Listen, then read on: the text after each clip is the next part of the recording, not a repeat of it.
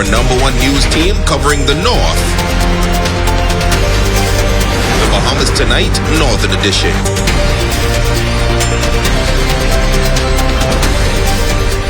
Welcome back. It is not exactly a taboo subject, but it is one that some parents shy away from.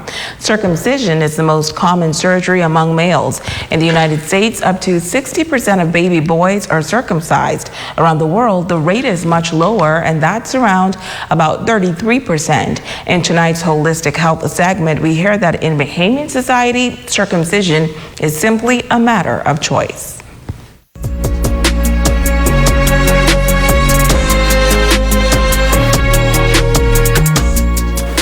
It is a practice commonly done on baby boys, whether for aesthetics or religious reasons. Today on Holistic Health, we talk to General Surgeon Dr. Terrell Humes about circumcision. Circumcision is the removal of the foreskin of the male penis, right?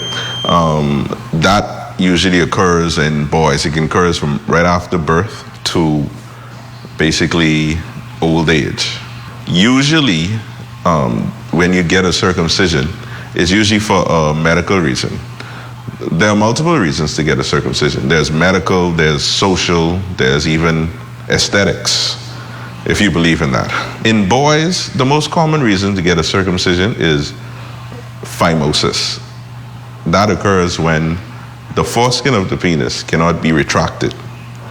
And that can lead to other complications, such as recurrent infections of the foreskin and the head of the penis. He says the procedure is mostly done out of preference or choice. Some people use religious reasons, and Jewish people, Islamic religions, and some African tribes do routinely circumcision all their males. And here's how it's done. I work them up first. I ask about any questions, any repeated infections. When they pee, does it hurt? And then I would look at it, look at the penis to see if there's any scarring or any active infection going on. So if there is, I would treat it first, then they would come back. But when I decide to book them for a circumcision, they see the anesthesiologist. So the anesthesiologist would see them and they put them under general anesthesia, where they feel no pain and it's not uncomfortable, because a child would not let you do a circumcision with him awake. All right? So they come in, it's a day procedure. Then after a dressing is placed, maybe I give some ointment after a day or so. And the healing process usually is pretty okay.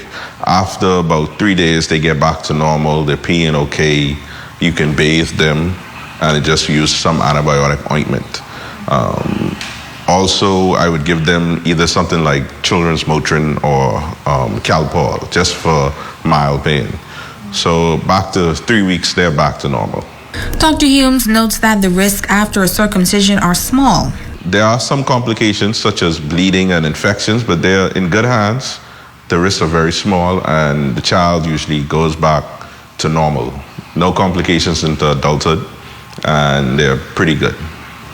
If your child is complaining of pain, when they pee, they notice that the foreskin balloons out and that they having pain and itching, maybe you could let them come see us so we can even evaluate them for a circumcision.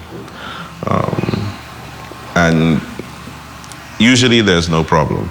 Now, Dr. Humes notes that it is common for Bahamian boys to be circumcised right after birth, and the procedure is usually conducted by a pediatrician. Until next time on Holistic Health, I'm Jamila Missick.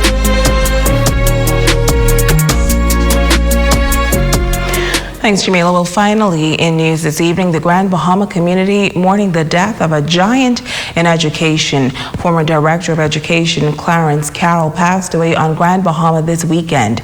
The opposition Progressive Liberal Party issuing a statement on Carroll's passing. Chairman Fred Mitchell says beyond Carroll's staunch support for the ideals and tenets of the PLP and his active role in the achievements of majority rule and the country's independence, Clarence Carroll was a trailblazer. in the modernization of education in the Bahamas.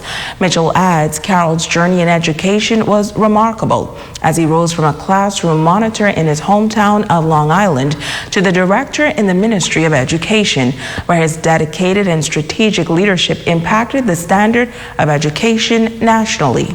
Among his many accomplishments was the implementation of vocational courses in high schools as an alternative to the traditional academic curriculum. And the PLP chairman says it was through that stroke of genius thousands of talented Bahamians are today leading in the profession in their respective vocational fields. Mitchell says even in his retirement, Clarence Carroll remained a rich resource and mentor to educators, noting that a meeting and conversation with him was always memorable. The PLP chairman says his brilliant contributions have made the country richer. Clarence Carroll, he writes, has left a far better Bahamas, and Bahamians thank him for this service.